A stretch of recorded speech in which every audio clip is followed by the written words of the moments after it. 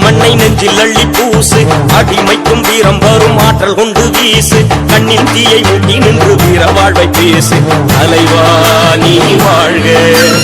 எங்கள் தேச தலைவானின் வீரம் பணியாது எங்கள் அண்ணன் எண்ணத்துக்கு ஈடு இணையேது பலியின்றி வாழ்வில் ஒரு வெற்றி கிடையாது தலைவா